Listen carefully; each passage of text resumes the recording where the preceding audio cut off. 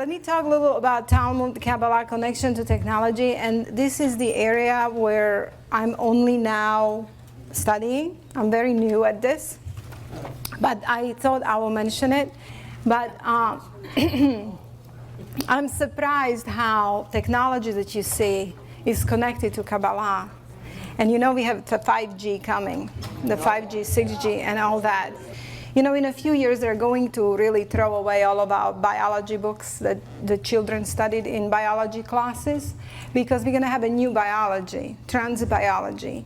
Now, why is that? That's because they're changing human species right now. Right now, you are going through transformation. I am, when I say you, I mean I as well. We are going through transformation.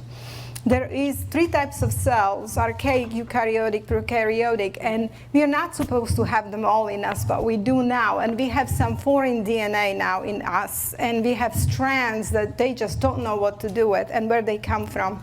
Transbiology studies all of this. Where is it coming from? They are literally changing our species right now. We are no longer what we were 100 years ago.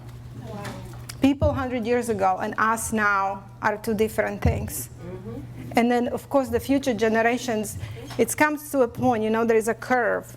Things are changing, and then it comes to a point where it suddenly will shoot up, and then changes will come just like this. So they are changing us.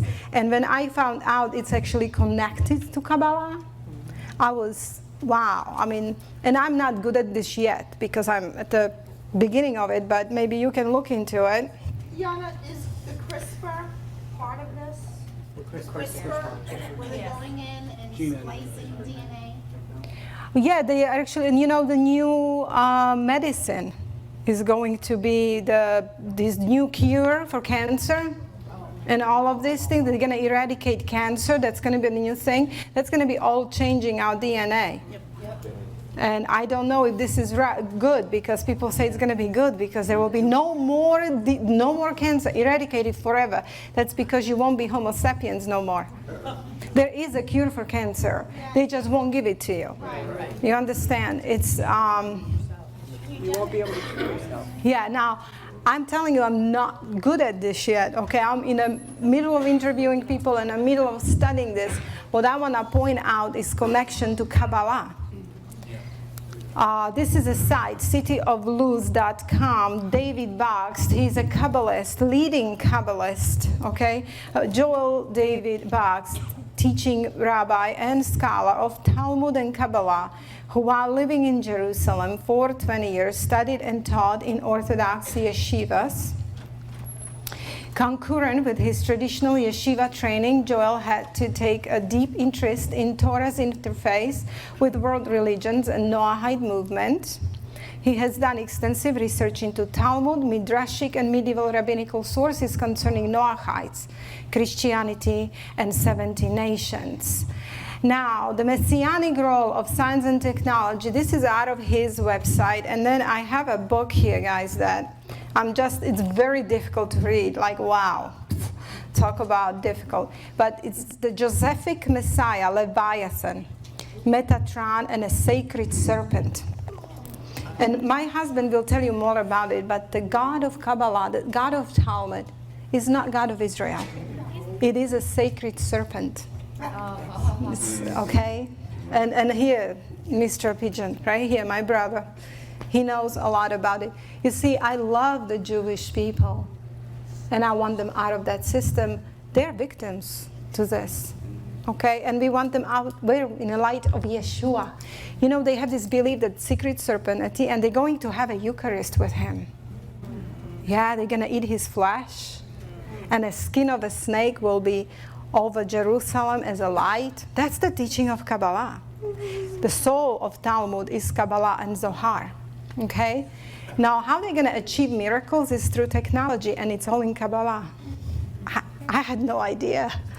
You know, I thought that's separated somehow. No, it's Kabbalistic. 5G is Kabbalah, 6G is Kabbalah, cloud computing is Kabbalah, holographic, everything comes from demonic spheres of Kabbalah.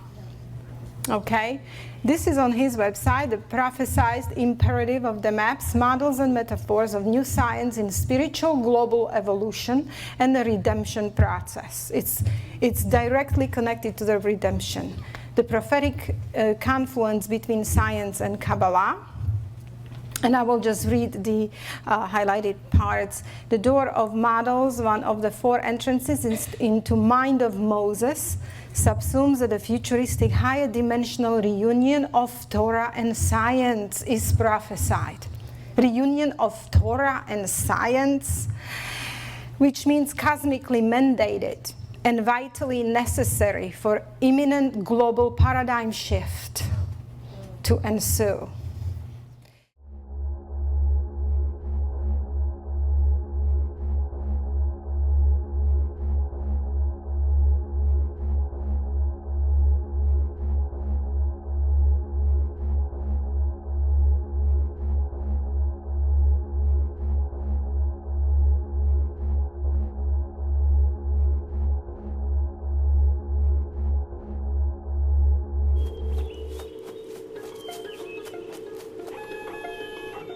The future of science requires us to be more creative.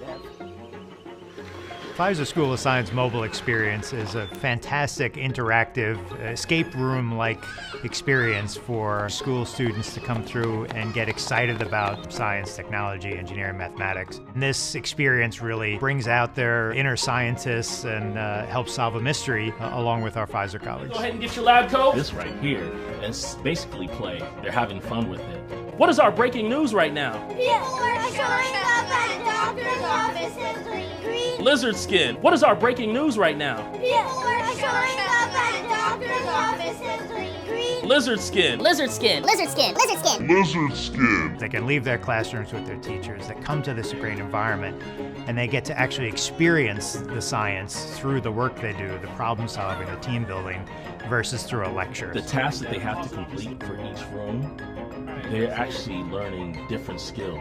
Critical thinking skills, they're learning about antigens, they're learning about the manufacturing process. This experience is showing to my kids that science is not just in a classroom, it's actually all around us. Everything you do is science. Tasting foods, or making a volcanic eruption, or saving the world.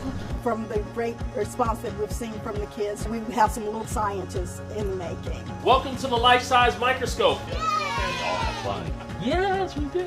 It was so fun. That was fun. And I really want to go again. It's very important that everybody has the opportunity to be exposed to this type of experience, to have a mobile experience that goes to rural areas, diverse areas, is a wonderful thing for the future. And of course for Pfizer, it connects with our mission to impact lives, to really make a difference with the products that we make. And by bringing those students in, we can create a new generation of scientists. The more that we do these types of opportunities, the more we will develop STEM scientists. I like science. I love science. Congratulations, young scientists! You have successfully produced a remedy that will be distributed around the world.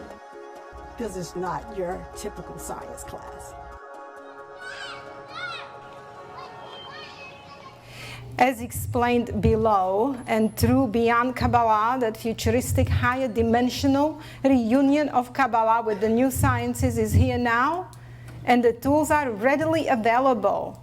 As emphasized throughout this work, the relationship between Torah and science, specifically between Kabbalah and a new science, is crucial. Okay, I want you to, I will read some from the book here. This is not easy reading for me, but I will do it, and then maybe you will understand, and Mr. Peter will understand. I can show you this book later. You can purchase it, because I'm sure you can create a sermon on this like nobody can. I'm like in the middle of this right now, and I will interview more of Sophia, but this is another Kabbalist, okay, who is writing this book on technology and Kabbalah. And the secret soul of the seven sciences, the messianic question relating to our present era of Messiah Ben Yosef. Now, okay, do you know that they have two messiahs, right? Right. the Judaism. We have a Jewish sisters here, they know. Messiah ben Yosef, Messiah ben David. Messiah ben Yosef is supposed to prepare the way for Messiah ben David. Messiah ben Yosef will be a warrior, okay? He's going to kill the nations, so the world is cleansed and everybody believes this one God. Okay, and obeys Noahide laws. Gentiles are only the righteous ones remain. And then the Messiah ben David can come, right? Okay, so here we go. We are in a process of arrival of Ben Joseph. Who is he going to be? All right. The messianic questions relating to our present era of Messiah ben Joseph is in a larger picture what science could have played, should have played, and theoretically can still play in the hands of Torah-based scholars and Kabbalists. And I'm just going to read a little bit, just a little portion. How will science manifest in Messianic age? What is the hidden Leviathan nature of technology? I want to tell you that they call their sacred serpent Leviathan. What is the secret soul of seven sciences? The radiance of the essence of scientific wisdom in its destined form of the higher dimensional future is the effulgence radiating out through the membranes of the walls of Jerusalem, with Jerusalem itself being the source of the light. It is the oscillating aura of the surrounding radiance, the Nogah, that spreads outward through the concentric balls of waves of Jerusalem of the higher dimensional future.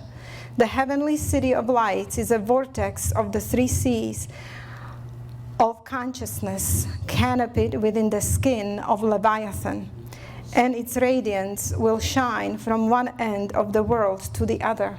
Yet before science can reveal its true radiant colors, it must undergo a transformation of an awesome and even ominous nature.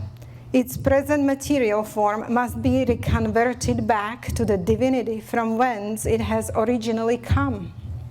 Correspondingly, as we have learned, the same will be the true in exact ratio with the garments of skin and of the orla of Adam. Currently, science and technology is the aspect of Nogah that surrounds the Chashmal light of wisdom of Torah. Only now, in its present form, science is the orla of the supernatural wisdom of Torah. When the good Nogah from within of orla of scientific wisdom is redeemed and returned to its source of the Chashmal light of Torah, then a good Nogah of science will be revealed. The entire world will then know that in fact it was Nogah of the Chashmal of supernatural Torah that was animating and giving life to scientific wisdom and its manifest destiny. Did you understand that? All right. I had to read like 10 times, so I'm just like, what? I think you're being extremely misled, and you're not looking at the whole picture. Because guess what? This is not a democracy. Donald Trump was not elected, he was selected. And if Donald Trump's working against the New World Order, why in God's green earth is he allowing the 5G to be rolled out?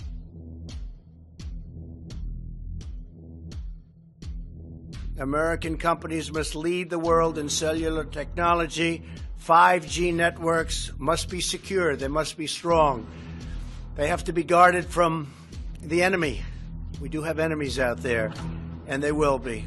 They must also cover every community, and they must be deployed as soon as possible. Basically, they are admitting that science is it's a part of Kabbalah, that it's a good thing, and it's a part of Torah, that it's bringing us to higher dimension of light. You understand? So I don't know how our bodies can survive this. So they are changing us and our children through vaccines and through nanotechnology. I gave you these little cards, okay? They're changing our species. So those who survive, it's like the fittest survive, you know, in evolution. Theory of evolution, the fittest survive. So I guess the fittest, the ones that can survive, will survive. I don't know how. So the few left won't be Homo sapiens anymore. But I will tell you, Jesus, when he said that no flesh would be saved unless he came, the word flesh, Homo sapiens. No human would be saved unless he came. Do you understand? Because they are changing us from within, from inside out, our species. And now I'm reading, it's all connected to their Kabbalah, to their future, to their Leviathan. Supposedly their skin will be spread out over Jerusalem. They will give the light. I mean, this is not an easy study. I need to understand. I just wanted to make you aware of what's happening. Okay? And it is not, okay, it's not a chance that this technology comes from Israel. And what I mean Israel, I mean these who gripped the power, who invaded the Holy Land. Do you understand our land is invaded? Yes. By bad power? Yes. Now, if I say Obama was awfully horrible president, I hate him, he did this wrong and this wrong and satanic, am I anti-American? No. No, I love Americans. I love the country of America, right? And I want it saved, and I want away with him, with Obama, right? So it's the same thing with Israel. I love Israel. I love Jewish people. I love the Holy Land and what it stands. But I hate what gripped it. I hate who is in charge. And I want my people free. Now, I wanted to show you also the book called The Divine Code by Rabbi Moshe Weiner. Here he wrote all the laws for Noahites. And here it is, what is idolatry and capital punishment and everything. Now, one of the things that, okay, there are 7 laws of Noah for Noahites. But there is sub-laws. You understand? They're going to regulate, they want to regulate like they regulate the details of their people. Which shoe you're going to put first when you wake up? I don't know. There are details that they regulate, you know. They want to regulate our life as well. So here it is. 7 laws of Noah, not 7 laws. There is about 620 sub-laws. And this is allowed, this is not allowed, this is allowed, this is not allowed. This is, I mean, it's just funny to me, really. But this is what, it's on Noah.com. This is, he's like, ooh, you should see like how much worshipped he is, this rabbi, for what he put together. And they are still together, putting together how they're going to govern non-Jews. Okay? So this is very interesting because it's a source for me to see what my enemy is about. Before you continue talking, you're going to go to jail. Because the police here, 99% conviction rate. Shut up. We don't do anything illegal. You cannot take us to jail. If you are not involved, please go. Shalom, my friend. We bless you. You're in my country. You come to the United States, you can say whatever you want to say. That is a free world, yes? You're not in the United States. You're in Israel. I understand. You cannot say whatever you want to say here. Yes, you can. It's legal. It is legal to preach about Yeshua. We preach at Damascus Gate. The police said it's okay. We preach at Jaffa Gate. The police say it's okay. Please stop. I respect you. Respect me. Doesn't have to respect you. Huh? Doesn't have to respect you. That is the right thing. Are you Jewish? Do you want to honor God? That is the godly thing to do. We respect one another. The godly thing to do is to kill you. The godly thing is to kill me. That's right. Yes? That's what the Torah says. The Torah says to kill us. The Torah says that people who worship idols such as yourself, when there is a Sanhedrin, to kill us. Yes. Okay. That's what the Torah says. So we know how the Jewish people feel about Christians, yes? That you discriminate against Christians. Christians are idol worshippers. You discriminate against Christians. The Torah says that Christianity is idol worship. Okay. Did you see, but you are what you eat? They eat the Talmud, so they get this opinion, right? They need to be saved out of this. Okay, just like Muslims have to be saved out of their Quran. The reason I didn't talk about Muslims today only because, you know, I had to show you this and what's in our government. In our government, there is no Muslim leader celebrated every year, re-signed into public law, but there is a Chabad Jewish Kabbalist every year. Okay? So this is why. So you know, because a lot of you had no idea, and you saw that when you see a Jewish rabbi, only he's studying the Old Testament. That's all. No. That's not true. You need to know what Talmud is, what Kabbalah is, and especially with this technology where we're going, and AI, and all this transhumanism, you need to understand we are getting into truly end times as never before in history of men. Okay, well, thank you for attention. I think I told you everything I wanted, and we will have a Q&A at the very, very end tonight. So.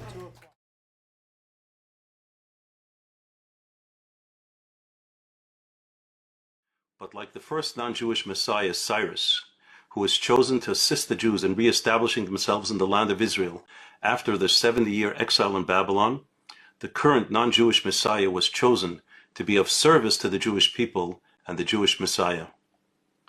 President Trump's right ear was grazed in a symbolic gesture of Exodus 21:6, where the Torah states that a servant who wants to remain with his master needs to have his right ear pierced.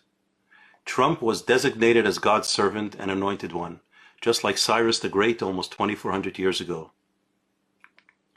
We have clarified in several videos that the absolute deadline for the redemption is by the end of the Jewish year 5787, which corresponds to October 2nd, 2027, 1,167 days from today.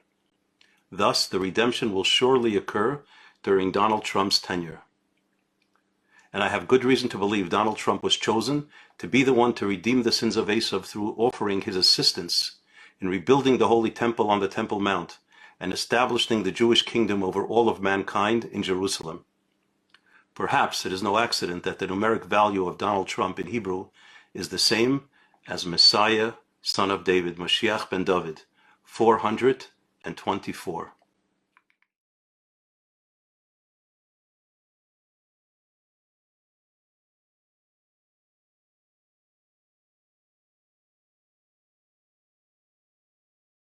In the rotunda, right? That was during the congressional medal, right? The head rabbi of Ukraine. They want you to make and some of the rabbis in Israel. They want everybody at this table. Thankful for what they you don't do. understand the concept because they're inefficient. In the Hebrew religion, they wait for the Messiah to come. Wow. So the Messiah, Moshe ben ball David, break should if you take their name, you see where it adds up 424. If you take your name, Donald Trump, and then there's your name, it adds up to 424. It's something that is very unbelievable. Unbelievable. What does that mean? It's like you have the same numbers than my Messiah, you know. Meaning good, right? Yeah, it's like not good. It's like best. It's like miracle. Why 424? Why is that? It's like name of Messiah, you know. That's his name, Messiah. The Messiah comes out to 424. What are the numbers you have? No, it's not the number. It's exactly the number. Your name, and the numbers, it adds up to his name. It's 424 in the Jewish. So it's like Messiah is the person that's come to save the whole world. So it's like you're the savior of being there. That's for you a blessing. It's amazing. We just thought we're like, wow. It's amazing. It can't hurt. It can't hurt. However, Donald Trump is mistaken if he thinks he was chosen to make America great again. He will no doubt do a lot of good things to strengthen our economy, protect our borders, and allow religious freedom to flourish. But America will never become a great country on its own, because Esav's days are numbered. All our elite institutions and centers of power and influence are rotten through and through. The majority of Americans under 30 who are college educated and who are the future leaders of America support the vicious monsters of Hamas rather than the holy and courageous soldiers of the IDF. No human being, even Donald Trump, can reverse this. No. The greatness of America does not lie in its own success. America will be great when the Messiah comes. And the leader of this country, on behalf of all the good people in this country, will humbly present himself to the Jewish Messiah and ask him to accept the United States of America into a new alliance of countries who accept the leadership of the Messiah. A new United Nations will replace the current cesspool that goes by that fraudulent name. A real United Nations, united to serve God, led by the Messiah and based in Jerusalem. And my feeling is that the United States, under President Trump, will be the first nation to join. The meaning of the MAGA movement needs to be adjusted. America was a great idea, but it was never realized. When the American government under FDR chose not to lift a finger to save the Jews from Hitler's inferno, America was not great. They slammed the door shut even to Jews who miraculously were able to escape from the clutches of Nazi Germany. How great was that? And during the Six-Day War, America sent a spy ship, the USS Liberty, to the Mediterranean to relay vital military information to Israel's enemies. How great was that? Although Trump can make America safer and more prosperous, he cannot make America great. And that is not what he was chosen for. I believe he has a much greater historic role. It is no accident that Trump was anointed by God in Pennsylvania, where the Declaration of Independence was signed. The MAGA movement needs to be tweaked from Make America Great Again to Make America Godly Again. Donald Trump has taken the first step by proclaiming to the whole world that which is clear to anyone who wishes to see. The entire episode on Shabbat of July 13th in Butler, Pennsylvania was clearly orchestrated by God. And the fact that President Trump turned his head a mere second before the shot grazed his ear was clearly miraculous. I believe this man was chosen to be the one to represent Western society in greeting the Messiah in Jerusalem, chosen to bow his head in humility to Mashiach, and to offer America's complete unconditional assistance to completely eradicate all of the enemies of the Jews and of God, and in the establishment of the eternal kingdom of the Messiah, son of David, who will lead all of mankind to lead moral and holy lives. Numbers chapter 24. Where it was specifically a non-Jewish prophet, Bilam, who was chosen to proclaim in the name of God almost 3,300 years ago. I see it, but not now. I perceive it, but not in the near future. A star shall go forth from Jacob, and a staff shall arise in Israel, crushing their enemies and dominating all of mankind. Edom shall be demolished, and Israel shall be triumphant. May we all witness this speedily in our days. Amen.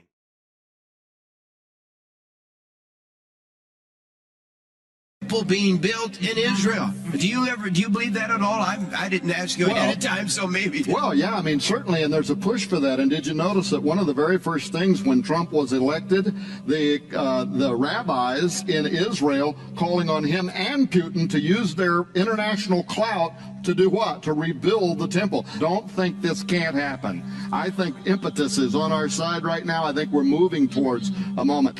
And the rabbis over there, some of what the mystical rabbis are saying is very, very curious right now. Trump upset victory divinely sent to begin messianic process, say Israeli rabbis. Oddly enough, Trump goes to Israel in 2012, decides not to run for U.S. president, meets with heads of states, comes out of that, you can watch the YouTube on television, and he starts talking to the Jewish people, telling them to vote for Benjamin Netanyahu and the Likud party, which they did, right? I am the chosen one. Pastor Joseph? Yes. Prayer? Let's pray together, may we? Yes.